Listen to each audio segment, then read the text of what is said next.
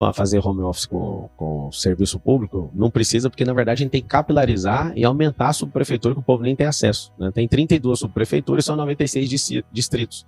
Ao invés de mandar o servidor para casa, o servidor tem que trabalhar perto da casa dele, perto da casa de quem precisa de ajuda. E hoje é completamente descentralizado. A Prefeitura de São Paulo tem mais de 40 mil imóveis, até agora eu quero saber por quê, né? Eu tenho estudado os números da Prefeitura e tem me assustado bastante. Você pega um serviço, por exemplo, a subprefeitura, são 32, tinha que ter todos os serviços juntos em um prédio só.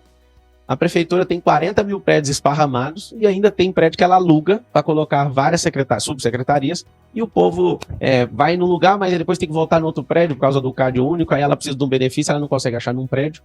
Então, a resposta para você, ao invés de colocar em home office um servidor público, a gente tem que pôr ele perto de casa, perto da casa das pessoas, e aumentar essas subprefeituras, diminuindo o custo, inclusive. A cidade de São Paulo não foi projetada para ter esse fluxo de carro aí de 7 milhões de carros, né? São 12 milhões de pessoas.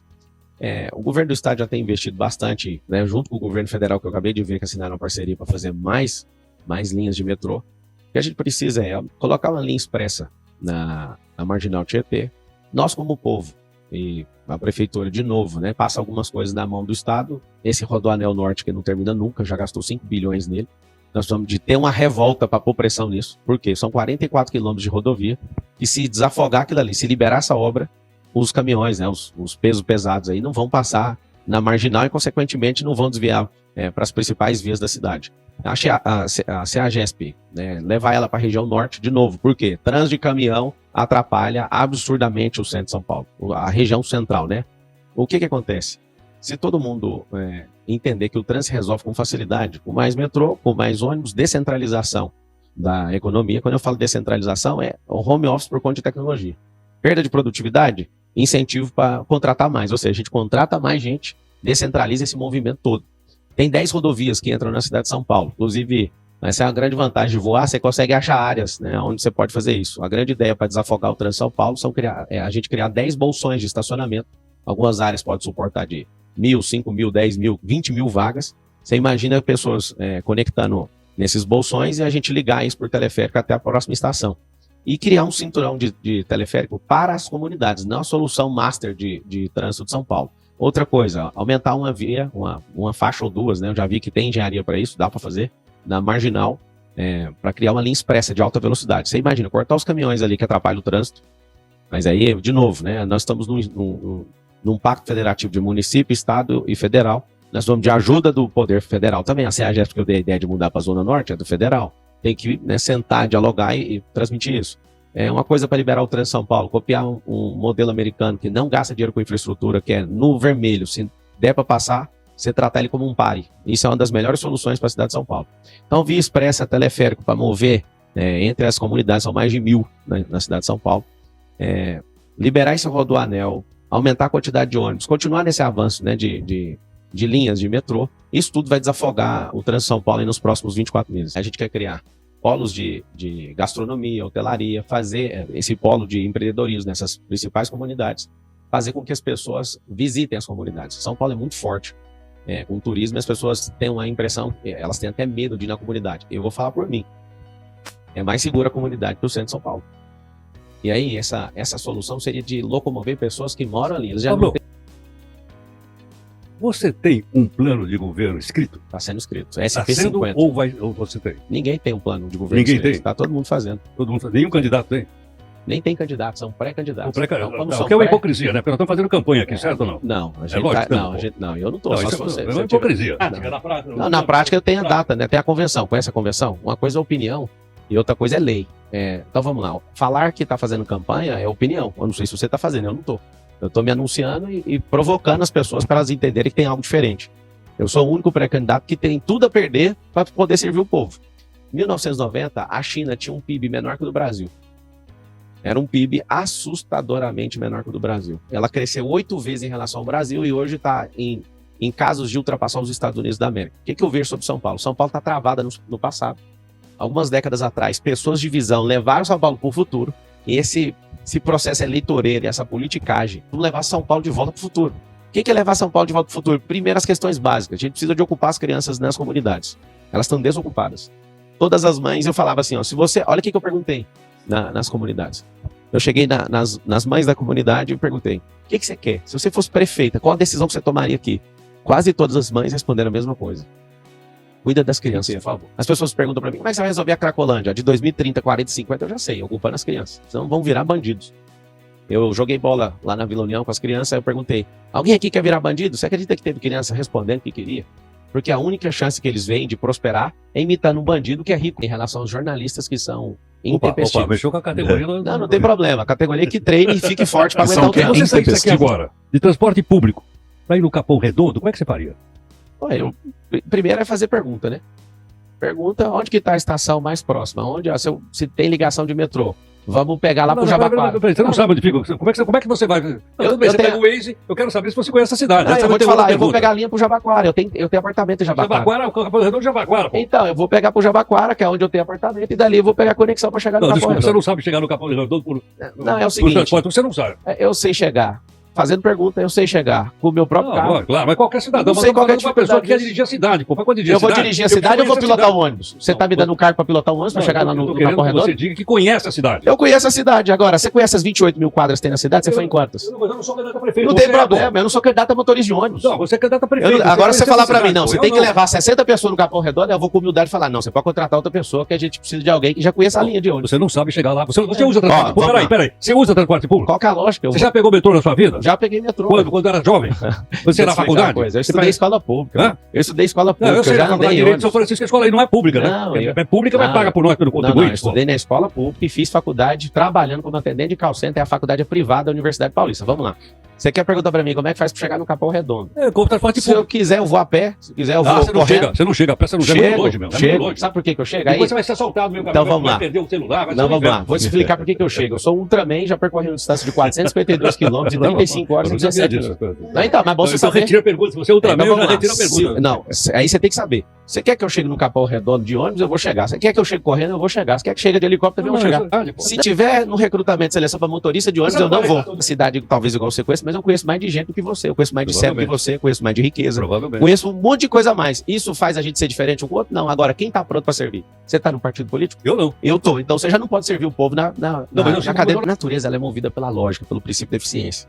Então não precisa de ninguém vir com o que você vai fazer? Vamos usar a lógica. A lógica é preservar a vida em primeiro lugar. Bom, vamos voltar lá na comunidade. As crianças estão desocupadas, elas não estão moldando o caráter, porque o caráter ele é moldado. Por exemplo, você pega um esporte, o esporte ele molda caráter absurdamente. Eu sou triatleta e meu caráter foi para outro nível depois que eu comecei a me envolver com isso. Fiz lá a prova de Ultraman.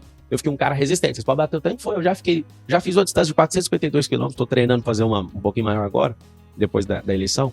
Só que aí que tá o detalhe. Por que a pessoa lá tá nesse estado? Ela parou de ser contemplada pelos outros, ela parou de sonhar, ela parou de ter desafio. Nós temos 12 perfis mentais na nossa sociedade. A pessoa que está na Cracolândia é o número 1, é o desistente. Não tem como, a gente não abraçar essas pessoas, não insistir. O nosso coordenador do plano de governo é o Felipe Sabará. O Sabará fez o seguinte, ele já tirou com a arca 3.500 pessoas da situação de rua e colocou emprego. Ter paciência. Agora, eu queria saber como que tem R$1 bilhão de dinheiro público destinado para algumas ONGs, tipo a Craco Resiste, que é uma ONG que recebe dinheiro público para manter o povo na rua. Redução de danos, Aí né? você imagina, não é redução de danos, é de falar que tem que ter aquilo. Então, quando o povo entender que R$1 bilhão é dedicado a isso, você vai falar, mas por que estão fazendo isso? Centralizar o empreendedorismo, né? Que a gente puxa 3,5 milhões de pessoas através dos metrôs da Zona Leste para o centro de São Paulo.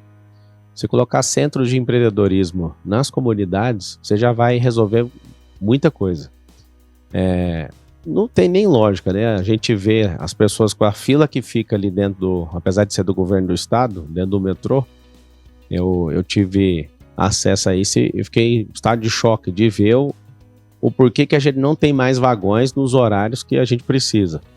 Mas o fato de descentralizar, a gente tem internet, a gente tem empresas do mundo inteiro trabalhando em home office. Acho que a prefeitura, por mais que ela não faz a gestão do metrô, mas a gente pode oferecer incentivo em colocar centros de empreendedorismo nas comunidades, né? São mais de 1.000 favelas que tem na cidade de São Paulo, são 96 distritos, mas a verdade você não acha uma pessoa que sabe falar com precisão quantos bairros tem em São Paulo.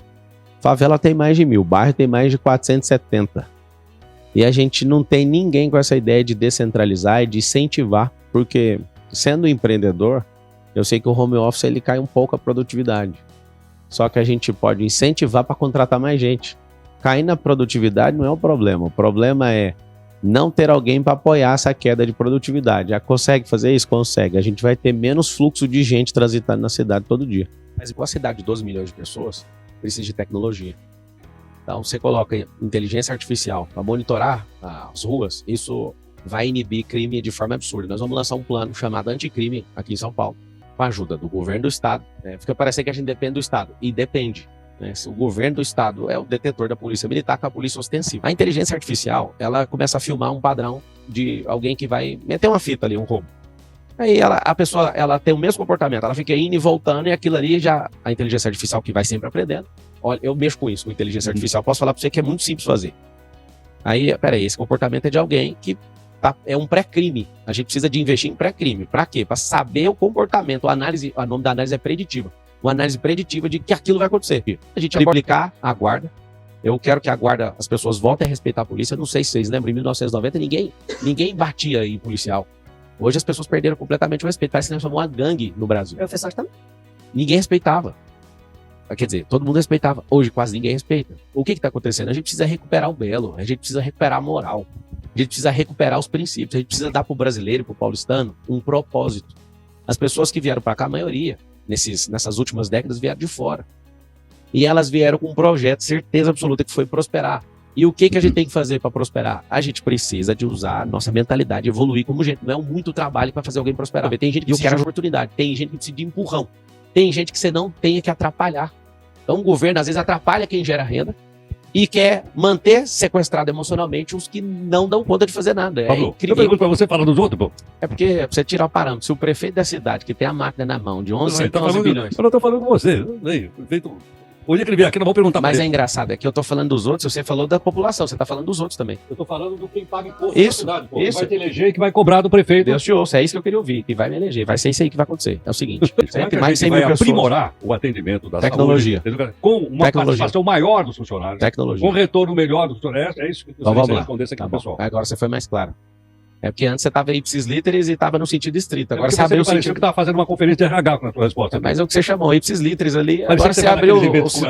Você abriu o lato senso agora, sentido. Bem no exemplo corporativo, mas aqui nós estamos falando pro povo, o pessoal que vai votar, pô.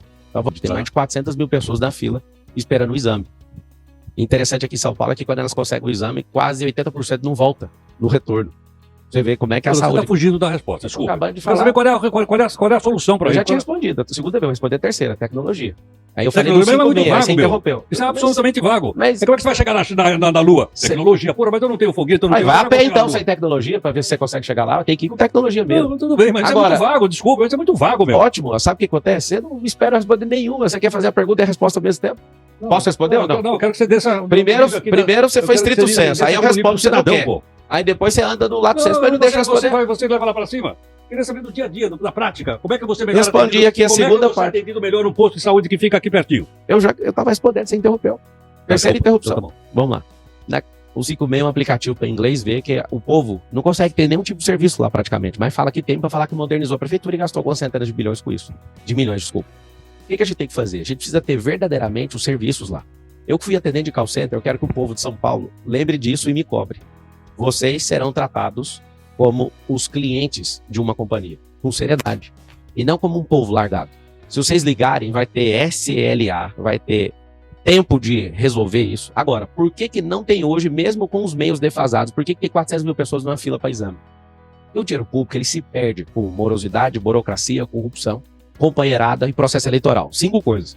Ele se perde no meio do percurso e, pelo menos, vou colocar por baixo, da nossa máquina de 111 bilhões de reais, que é a cidade de São Paulo, pelo menos 50% desse dinheiro se perde até chegar na ponta. Não, a pessoa está aqui num lugar sendo tratado. O prontuário dela é só lá. Não tem ele digitalizado para eu ir em outro lugar e falar, não, entra pelo sistema, vamos... Não tem que fazer o exame de novo. Olha que loucura. Gasta o dinheiro público 2 vezes, não tem unificação de prontuário e a pessoa só perde. Por exemplo, você pode fazer uma batida agora em hospital público, agora. Você vai ver medicamento vencendo. Em outra unidade está faltando. Cadê a unificação desse negócio? Aí por isso que eu te falei, a resposta vaga era tecnologia, fazer gestão disso. É uma coisa tão básica que se não quiser comprar um aplicativo, usa no Excel, usa formatação condicional com data de vencimento. E toda semana roda lá a Maco, olha e fala, leva isso aqui para outro lugar. Só fazer gestão do negócio vai salvar a gente. Coisa ali. Então, até da prefeitura que tem que dar destinação. Então a prefeitura deixa abandonado e alguns estão invadidos, inclusive. Né? Você que está aí romantizando invasão.